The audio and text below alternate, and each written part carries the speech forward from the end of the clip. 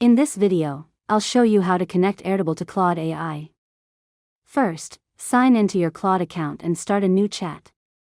Next, look for the plus icon next to the chat area. Click that plus icon to open additional options. After that, a menu will appear with several tools and features. Look for the Connectors section and click the arrow next to it to view more options. Now, click Add Connector or Browse Connectors to see all available connectors.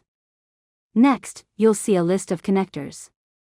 To find Airtable faster, click the Search Connectors box and type Airtable. After that, locate Airtable in the results and click the plus icon next to it to add the connector. Now, follow the prompts to sign into your Airtable account and authorize the connection. Once the connection is complete, Claude will be able to access the Airtable data you've authorized. Finally, return to your chat and start working with your Airtable data directly inside Claude. And that's it. You've successfully learned how to connect Airtable to Claude AI. If you found this tutorial helpful, make sure to subscribe to Learn Mode Lab for more tutorials.